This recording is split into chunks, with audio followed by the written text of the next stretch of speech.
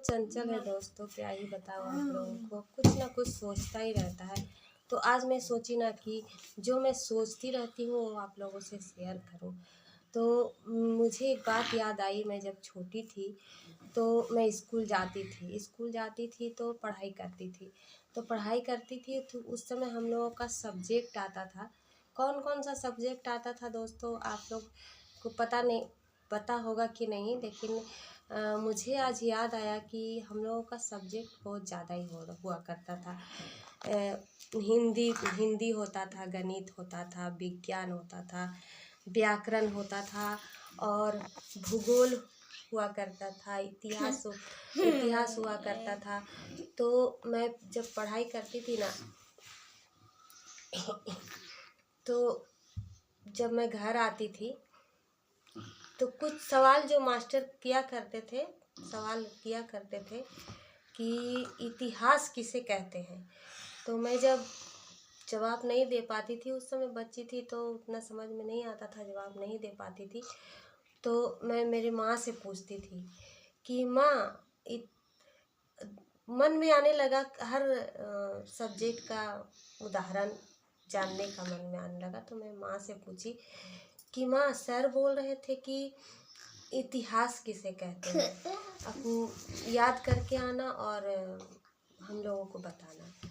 तो इतिहास किसे कहते हैं, माँ उसका उदाहरण देने लगी कि हर शब्द का एक अर्थ होता है और उस अर्थ के पीछे एक कहानी छुपी होती है। तो इतिहास किसे कहते हैं उसके बारे में माँ बताई।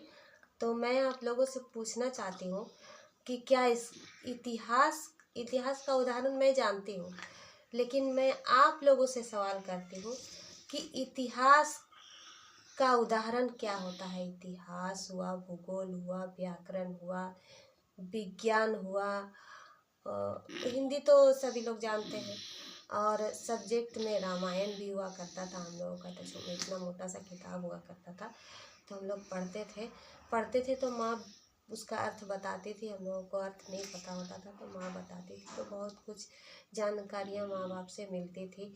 और आजकल के बच्चे माँ बाप से कुछ सवाल करते हैं ना, तो उस सवाल का जवाब उनके माँ बाप के पास भी नहीं होता है, और इसलिए वो बच्चों को, आज का जनरेशन जो है बच्चे को बिगाड़ने का, तो वो मोबाइल में कार्टून लगाकर दे देते हैं कि जाओ तुम बिजी रहो, हमसे सवाल मत करो। लेकिन हम लोगों के ज़माने में हमें हमारे घर में जहाँ तक ज्ञान था कि मेरी माँ से, चाहे नानी से, चाहे किसी से भी, नाना से सवाल किया करते थे। पापा के पास तो टाइम रहता नहीं है किसी के पापा के पास, तो मेरे पापा के पास भी टाइम नहीं रहता था, वो इधर उधर कमाने के, पेट भरने के चक्कर में इधर उधर रहते थे।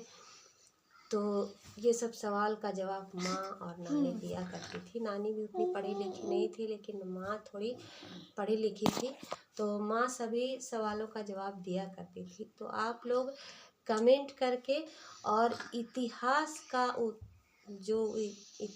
का जो अर्थ होता है वो अर्थ बताइएगा, और कौन कौन ये अर्थ जानना चाहते हैं, नहीं जानते हैं, वो कमेंट करेंगे तो मैं